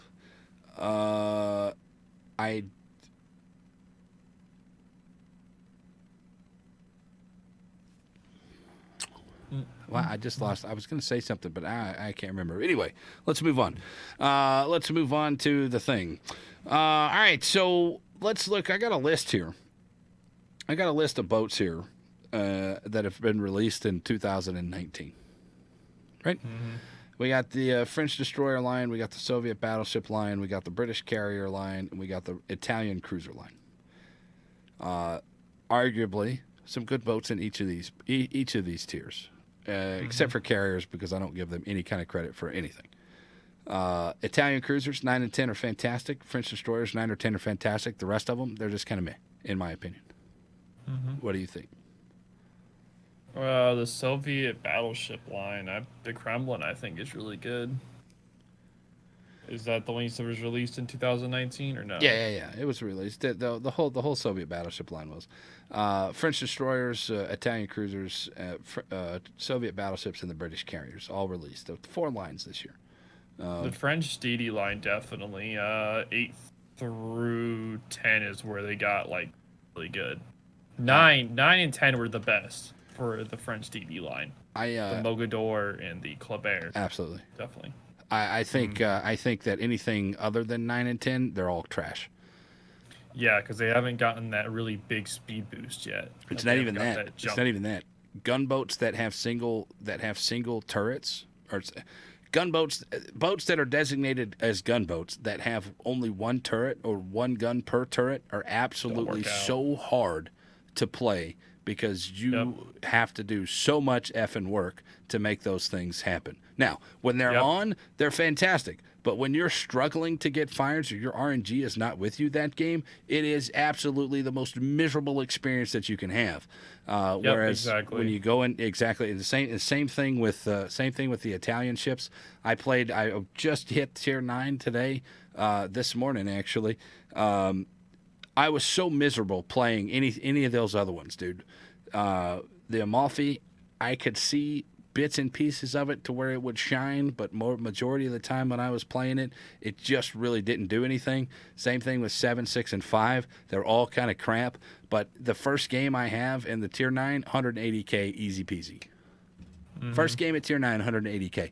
I'm averaging very well on this boat. So 9 and 10 are absolutely fantastic. Same concept with the French DDs, in my opinion. What do you think, man? I pretty much agree with you 100%. It was just, they're really, really enjoyable to me. 100%. There you go. As for the big guys, the Soviet battleships, man, my God, like every one of these boats are just really good for their tier. You know, even the Tier 5, maybe the Tier 6. I don't really. I think that line really takes off starting at 7. I think anything before that, the gun layout and the turret layout is just so awful that. But hey, whatever. I mean, a lot of people do it, and you can actually get some good death strikes at 12 with the accuracy and all that other stuff.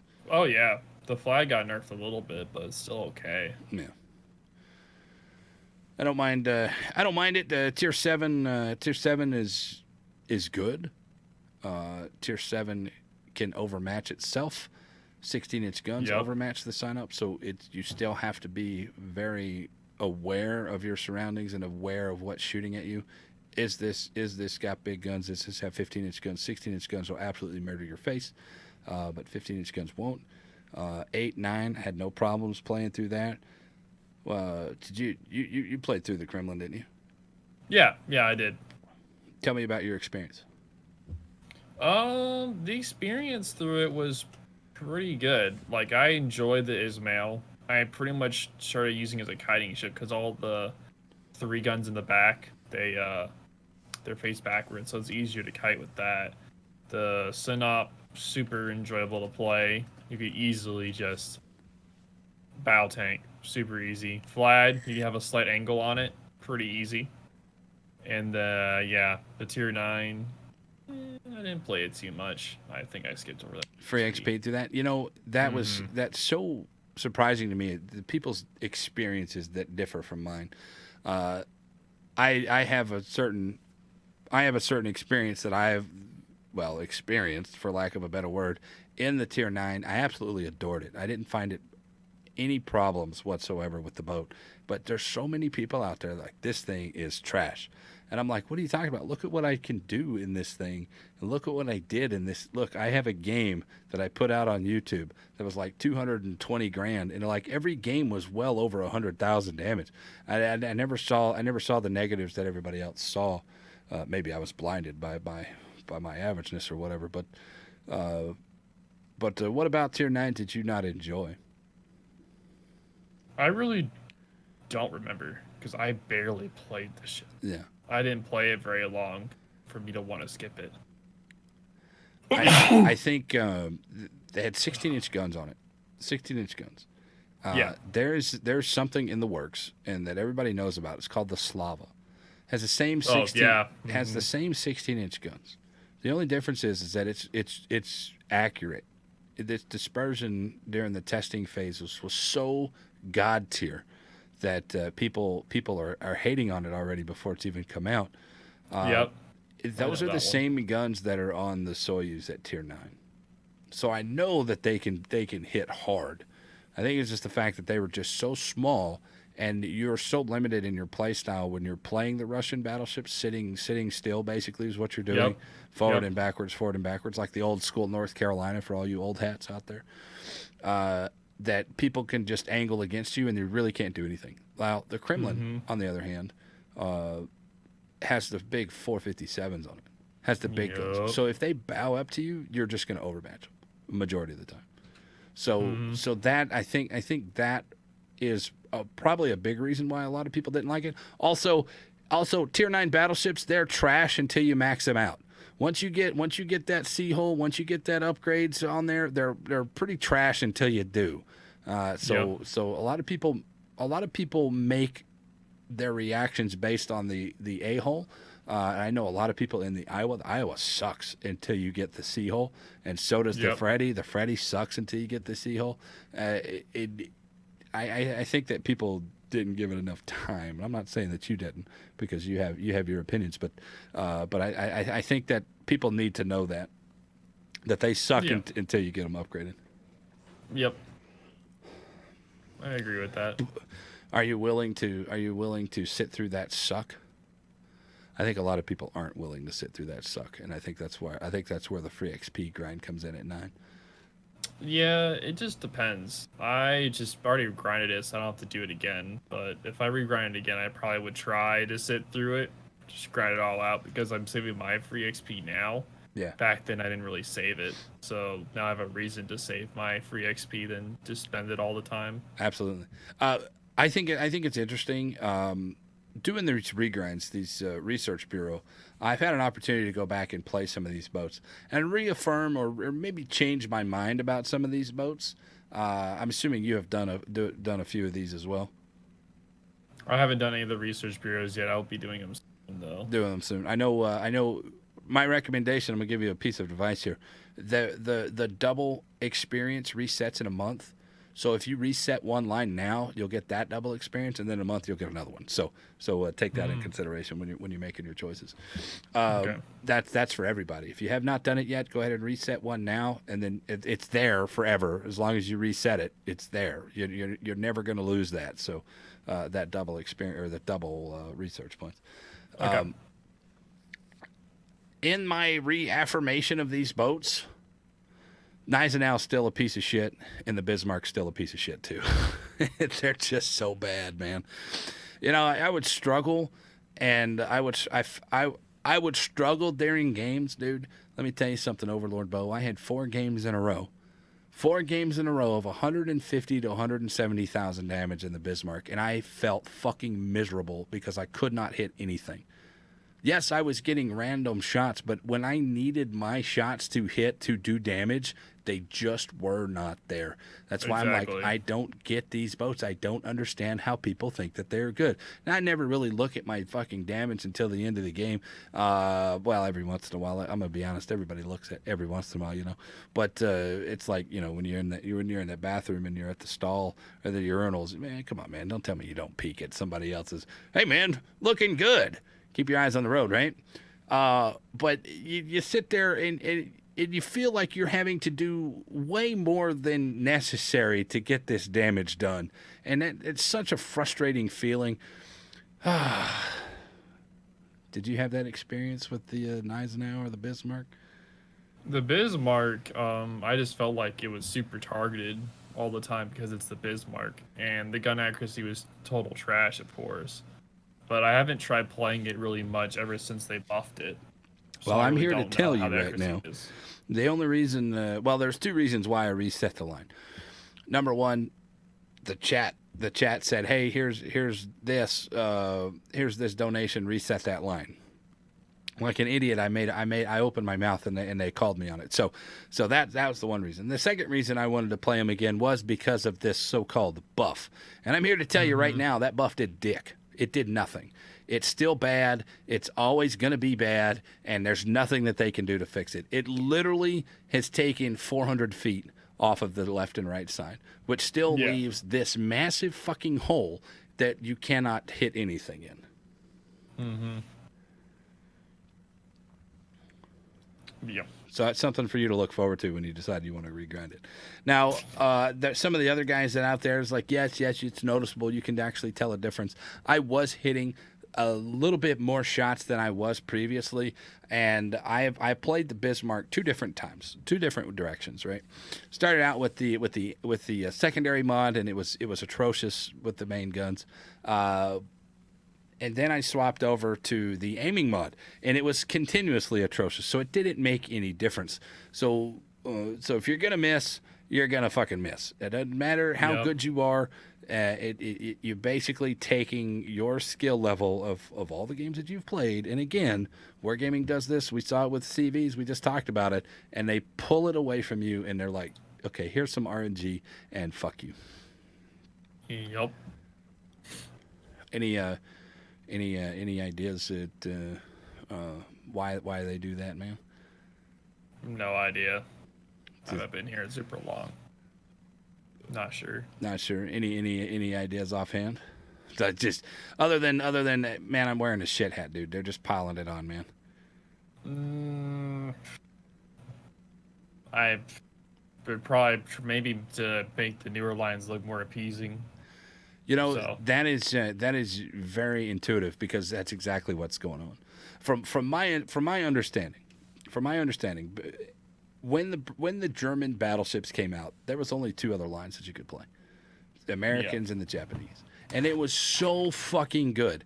They were so good that the next set of things that they bring out, what's next? The British battleships. They counter the meta of the North Carolina sitting bow in, and then the new hotness comes out. It's overpowered, so everything kind of just creeps. And then they do these little shadow nerfs. I don't know if they nerfed it or whatever, but this is tinfoil hat theory.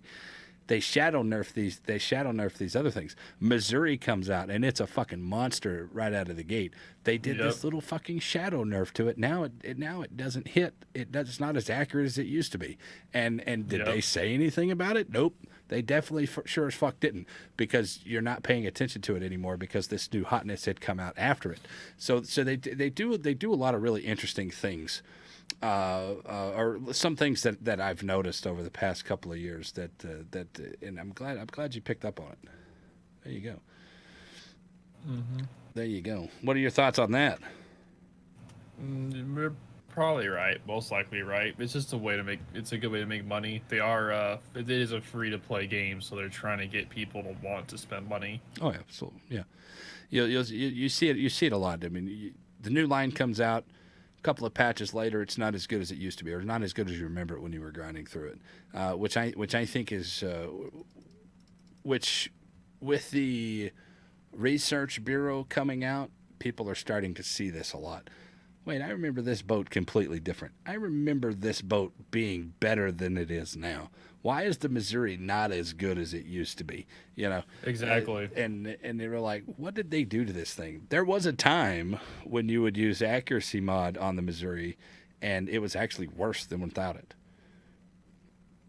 because of a bug, and they owned it, and they said, yeah, well, it's messed up, but I don't ever think that they fucking fixed the damn thing, man, because it's still bad all this time. So. Anyway, guys, if you guys have any more questions, guys, we're hanging out with twitch.tv/overlordbou. You guys can hit him up at overlordbou on the Twitter. If you have any questions, comments, or concerns about anything that we talked about so far today and what we're about to get into, at ServantMIK right here in the chat, we'll copy pasta it over into the Q&A section, which is coming up here in just a little bit. Overlord Bo, I appreciate you coming on to the show tonight, man. Is there anything that you want to tell these beautiful people? Any subject that you want to approach right now? I'm hungry. You're hungry? You want some food? You want some food? All right, boys, let's jump into the last section here. Ship of the week. Overlord Bo, here's what I want you to do. I want you to think about all the boats that you like or you don't like, or maybe there's a random boat out there that you want to see people play. You don't think the people play it enough, or maybe you think they play it too much. What we're going to do is, I'm going to have you pick a boat, and then for the next week, they're going to go into my Discord channel, and they're going to leave me screenshots. And I'm going to pick the best game out of there, and I'm going to give them some of my community contributor codes. So you go ahead and take your choice, any boat that you want to see. This is easy, Massachusetts, my dude. The Deuceachusetts. All right, he said Deuceachusetts, guys. That is the ship of the week. What we need you to guys do, if y'all want to get involved in this, is go over to discord.gg/SirVenomIK. Then there is a podcast. It says the channel is Podcast Ship of the Week.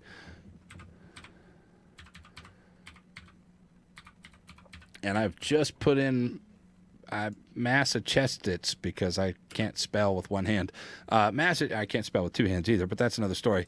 Massachusetts is the new boat for the week. If you guys want to leave screenshots, I want the damage screenshots and your experience screenshots in that channel, and I will pick the winner next week. The last winner we had was the Fuso I believe it was the Fuso. Yeah, it was the Fuso. Kami Samurai chose the Fuso for us, and 187,000 damage was the winner there, and Malakine got the code. So, congratulations on that. So, let's rock on into the Massachusetts. What about the Massachusetts do you like, man? Take me into that. I love the fact that it's a maneuverable. It's a little bit slow, but it's still maneuverable. It also has really good secondaries. Since the American secondaries are usually known for more being accurate, you can sit around 6 kilometers through 10 kilometers, 9 kilometers, and be able to hit a lot of shots with the secondaries and start a lot of fires on battleships or cruisers. Right. You can counter the secondaries of Bismarck as long as you sit that far away, or even the GK. You just have to sit far away, because if you let the GK or them get close to you, that's where their secondaries will start being able to beat yours, because yours have loft, while theirs have to. They don't have the loft. They can just pen the hull. They have enough pen that they can pen the bow. Yeah. Or the supercharger is super easy. It has a great heal, and you can also build into fire prevention a little bit with the you can do the repair captain on that one, and then focus more on like the DCP. So if you do that, it pretty much makes it more like a mini tank / secondary build, which it already has a strong heal and a good DCP, so in the end it becomes like a super tanky kind of secondary kind of build battleship. The main guns are a little bit hit and miss sometimes, but it counters out in the end. Secondaries. Also with its anti-air, if you build into the advanced, of course for the manual, you already you get a little boost to your anti-air, which is also good. Right on. Now, as everybody knows, I'm not a fan of the Massachusetts. I'm not a fan of it at all. Here's the reason. Here's the reason. The main guns being wonky. It pains me to no end. If you guys heard I struggled with the Bismarck, even though I had 150,000 damage, like we talked about a minute ago. I want that damage when I need that damage, and exactly. Those secondary boats just are not that what I need. So I don't have high hopes. I don't have high praise for the Massachusetts. When I play the Massachusetts, it's I don't give a shit. Let's just push in. I don't care what happens, whatever. I did have a game this morning though on the show where I Citadel the dude from 20 kilometers away, which is that with the aiming a spotter plane on a Republic from 20K away. I did a Citadel on him, and I was like, "Holy fuck, where did this come from?" I was extremely surprised. If you guys were watching this morning, I'll have to clip that game out and send it to you, because it was the most ridiculous game that I've ever had in the Massachusetts. I even got a triple Citadel on a Venzia from 12 kilometers, which I was like, "All right, here comes a bunch of overpins," and I was like, "Holy shit, 32,000 damage." So I was very surprised. It actually showed me something. But here's the rub. Here's the rub about secondary boats. The majority of the secondary boats, the Georgia, the Ohio, the Bismarck, the Gneisenau, and the Freddy de Groper, all suffer from the same thing.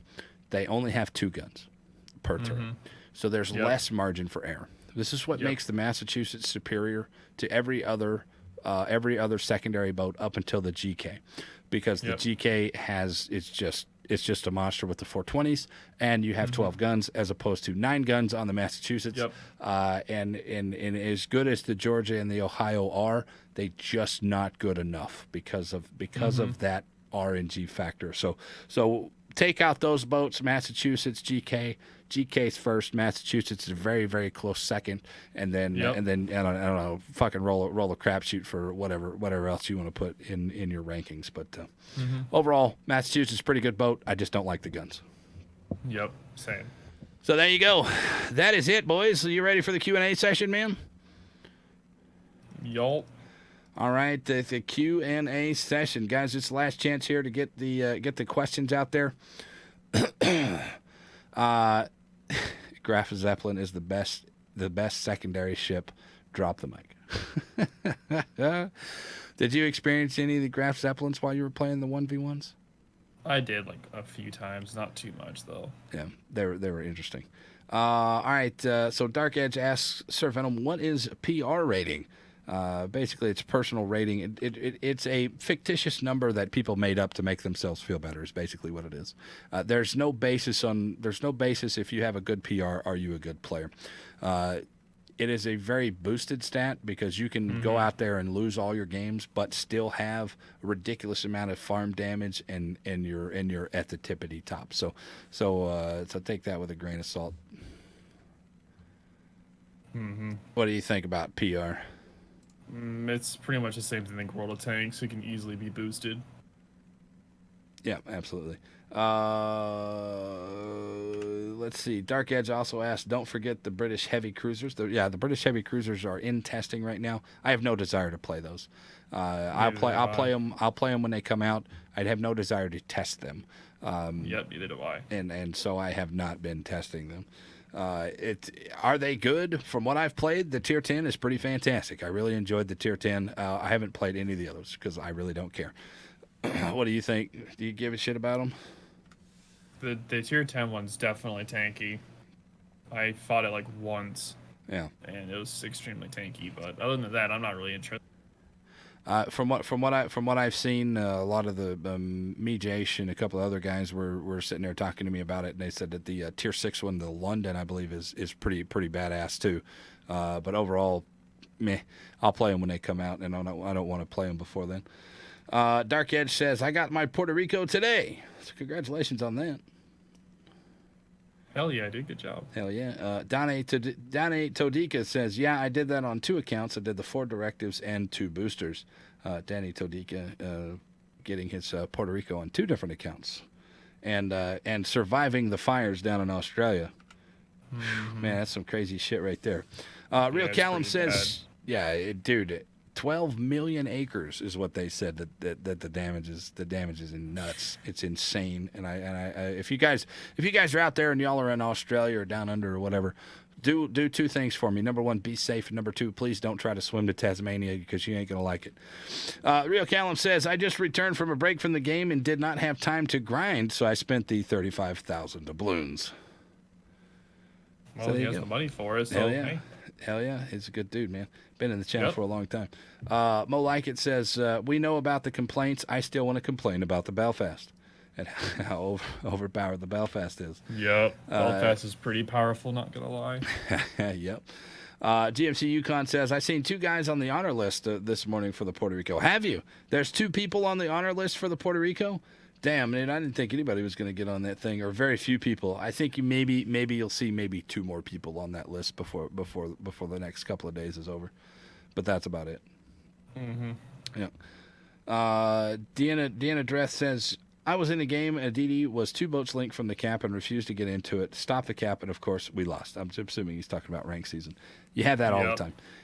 You have that all the time, and that's something that I worry about submarines. Is I don't think that the battleship players or the cruiser players are going to go into. They might dip their toes into subs here and there, but the majority of the people that are going to do it are going to be the destroyer players because they've been shit on for so long, with carriers coming out with the way the AP was, and then they fixed the AP, and the fact that the carriers still hit them for fucking 7,000-8,000 damage a volley. Now the SAP is shitting all over them.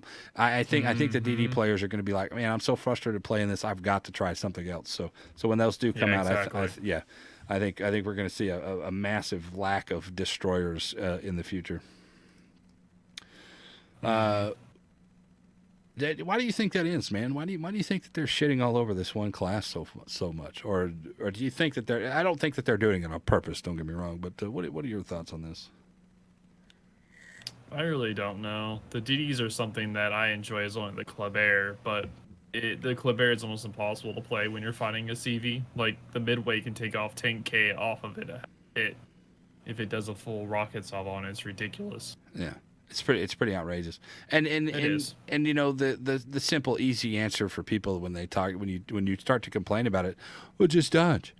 Oh, I'm sorry, motherfucker, you can't just dodge everything. Eventually you're going to get hit. You might dodge the first or the second one, but that third one's going to come in on the wrong side where you cannot get You just Exactly. cannot get turned in. You can't slow down, and you just get fucking smashed. They've got to do something about AA or something for DDs, or lower the rockets, or get rid of the rockets altogether, because we went for fucking 4 years without having these goddamn rocket planes, and I don't know. I also would like to see more counterplay from CVs. Back in the old RTS style, you could literally shut down a carrier by shooting down their planes, and you could deplane them. You can't deplane them anymore. Nope. 20 minutes into a game, I got a tier 4 carrier still has full squadrons after we've shot down 75 fucking planes, and it's ridiculous. Wife Aggro says I ranked out in 42 games in the Turpits. Congratulations, man. That's better than mine. I did had a couple of really good runs. Would win like 10, 11 in a row, and then I would lose 2 or 3, and then I would win 10 or 11 in a row, and I'd be done. It was crazy. Nice. Yeah, I knew someone that did like 40 in their Massachusetts. Yeah. Massachusetts was a fucking monster, man. I won several of those games, but it was very strategery wins. It wasn't like just run in there and do it, because as soon as I saw this guy, he turned around and fucking ran. And I knew he was going to do it. And I was like, this guy's going to turn around and run and secondary me. And I'm going to have to get over here. I'm going to have to go across the entire fucking cap to get there. And I lost half of my fucking hit points trying to even get to the island where I could cap. Oh, and then kite the guy in. And then he came in and I torpedoed the shit out of him. But that's another story. Yep. The farting chick says, I played the Massachusetts rank out, but I lost on purpose to stack flags on tech tree tier 8s to grind. That's actually your game in the system there. I don't have a problem with it. I think it was smart. You're a smart man for doing that, because you got base experience at 1250 if you won, what was it, 250 if you lost? Yeah. Something like that. So it is what it is. Danny Todika says, I think they buffed the Montpelier or something. Had a massive game in the last night too. Tier 10 match. Almost got my cracker. Donnie, they haven't buffed it. They haven't buffed it at all. It's the exact same as it was when it came out. Maybe you got luckier, or your RNG was with you. You set some fires or something. I don't know. Speaking of RNG, how's your RNG in this game? It depends upon the day. It's kind of like mine. I'll have RNG one game that's fucking badass, and the very next game it's like, fuck you. I literally today was playing the Azuma. The Azuma, tier 9 super cruiser from the Japanese. 7 fires. Guess how much damage I had from my 7 fires, Bo? What? 6,700 damage. That was it. 7 fires, 6,700 damage. My very first volley of the game was 2 fires. Boom, hit him for 2 fires. I then proceeded to hit this guy 50 more fucking times and never got another fire on him. Until I got a double fire, and then somebody absolutely obliterated him from the side for 10K. That was it. It was it. It was so bad, dude. It was so bad. Yeah, it's just RNG. Yeah, my RNG. Yep, no fire spam. That's right, guys. No fire spam in the chat. Deandrith played ranked, but got bored. Didn't really like the 1v1, and I did win 9 out of 11 using a Hipster. Hipster was a good boat. Hipster, Prince Eugene, I think were the best 2 cruisers. Then you had the random off chances, but I didn't really see too many DDs that were good. I mean, what did you think of the DDs in that? They're okay, I guess. The DDs could be outplayed though, usually. Because once you go in the cap, they have to come in. Yeah, I think what I did is I adopted the let's get into the cap and let's turn around. Once we know where they're coming from, let's turn around and let's not push into them, because if you pushed into them, they would torpedo the shit out of you. Yep. Fuck you, Gaming says the Soyuz is my favorite tier 9 besides the John Bart. Now this is obviously an opinion based statement there, and I'm gonna give you one. Do you have the John Bart? I have the John Bart. Yeah. What do you think of it? I like it. You think is there something else at tier 9 that you would play better? Nope. That you would rather play? I don't like any other ones. I don't have any other tier 9s I really play. Yeah. I've noticed. So we were talking about. You said I'm assuming one of your guys in the chat here said that you free XP through the tier 9 Yep. Soyuz to get to the tier 10. Tier 9 battleships are probably the most free XP ships in the game. Yep. I would say. Iowa. I know people who free XP that. I know people who free XP them all. You know, Izmo especially, the Freddy especially. Those are relatively low. Not much love in the population of our community for those particular boats. But I did enjoy the Allstate. I think the Allstate at 9 is great. Thought it was fantastic. But tier 9 is tier 9 battleships are the same. I get the same feeling from the tier 9 battleships that I get from the tier 7 battleships. Tier 7 battleships are just outclassed by the tier 7 cruisers. The tier 9 is a little bit more balanced cruisers to battleships, but since you're at tier 9, you're seeing tier 10s all the time and you're just outclassed by everything at that point. So people tend to struggle with that, and especially starting out at A hull, it's such a downer. Such a downer and such a hard time to get through some of those. What do you think? It is. It's horrible. Yeah. And let's see. Fisherton says Freddy the Groper is OP. You know what? Surprisingly enough, the Freddy back when it first came out was a monster with AA. You could set that thing up full AA spec and still have the long range because you were using BFT AFT, but you were using manual AA back in the day, and it would murder planes, man. It would murder SX6 planes, midway planes, hack planes. It slaughtered everything, and you still got a little bit of the secondary buff as well. Wife Agro says, "What would be the best regrind? Japanese gumbo line? Whatever you want to play. Whatever you want to play. It doesn't matter. There's no real best. It's how fast can you get through these lines? Exactly. That's the thing. I reground the American battleship line. I was in tier 7 in like 50 games, if that. I reground the British cruisers. I started to struggle when I got to the Neptune. It's not a bad boat. Just taking the time to play it was the problem. We redid the British battleships. That was a fucking mess. Tier 7 and tier 8 are so bad. 9 and 10 are fine, and 6 is okay. But 7 or 8 are just absolute garbage. Hate them. Is that reground anymore? German cruisers. German cruisers I've reground, and they've been pretty steady up until the Rune.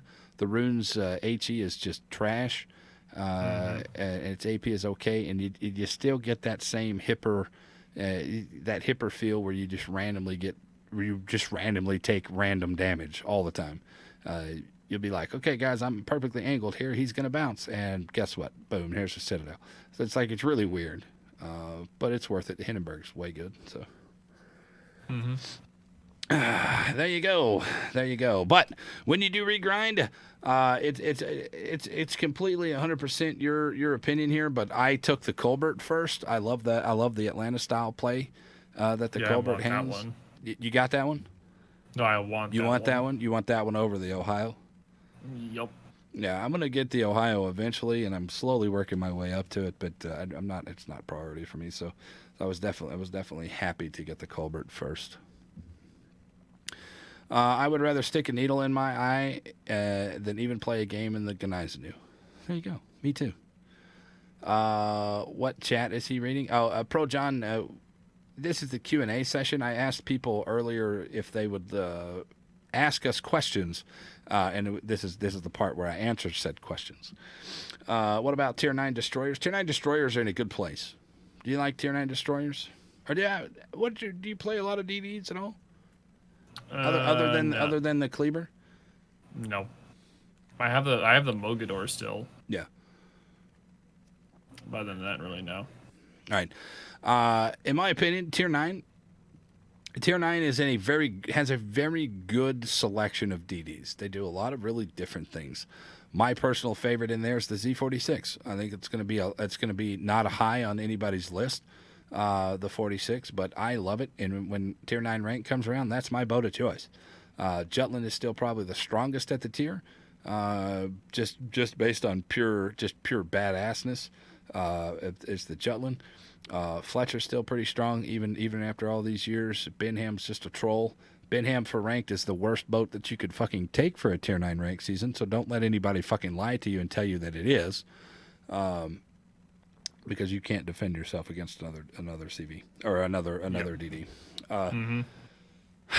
I like every one of them. You can go down the list here. Every one of them are fucking solid and have a place there. Trash Can, the Udaloy, the Chung Mu even is still pretty decent, even after the nerf. So tier 9 DDs are in a good place, I think. I think they're probably pretty good, man. All around. There's not a shitter in the bunch. Friesland's good, yeah. Let's see. JT Brazo says, I have regrinded enough points to get the Ohio. Great, dude. Fuck You Gaming says he's going through the German cruisers now. Master Kane says he regrinding Desmones, the Minotaur, the Conqueror, and the Chappie on the Russian cruiser line. Did you grind to get the Benham, and do I like it? Yes, I did grind to get the Benham. I like the Benham, but it's not a ranked boat. It's not a ranked boat. No. It is a random game god, but as for ranked, it's a piece of shit. Mm-hmm. Yeah, for ranked. Let me rephrase. Let me reiterate this. For ranked people, the Benham is a piece of shit. For randoms, it's fucking fantastic. So there it is, Overlord Bow. Again, twitch.tv/overlordbou or at overlordbou right there on his Twitter. You can see it on the screen. I am SirVenomIK, twitch.tv/SirVenomIK, and at Sir_Venom_IK over on the Twitter. Bo, I want to say thank you very much again for coming back on here, and I probably talked way too much this time around, but I do appreciate you coming in here and letting me chit-chat at you. If you enjoyed yourself, maybe we can do it again sometime, man, in the future. I did, man. It was fun. It was nice talking to you. There was a lot of nice discussions. I enjoyed it.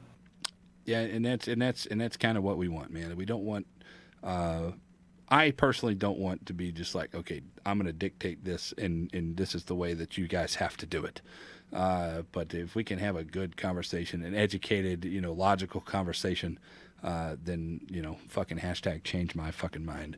That is what it is. All right, guys, so don't forget, play the Massachusetts Overlord Bow. Tell them where they can find you. Tell them what your schedule is so they can come over there and check your ass out, man, or check your shit out.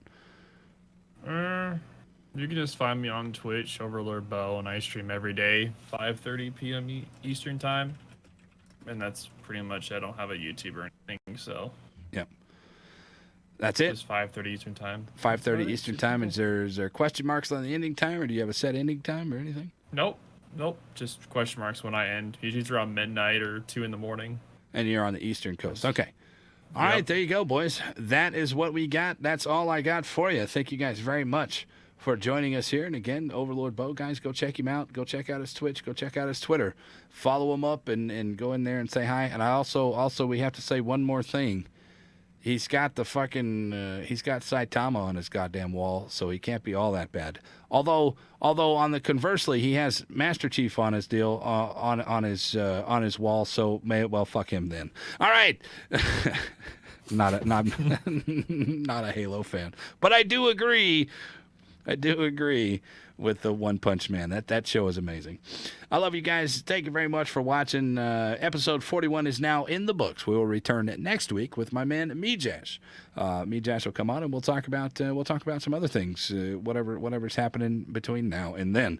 I love each and every one of you. And Overlord Bo, take us out, man. Tell them thank you. Tell them goodbye. All right, thank you guys for coming, and see you guys on the flip side. Stay frosty. Stay frosty, and he got frosted with the shitstorm. That's it, boys. We'll see y'all next time, man. I love you. We are out of here.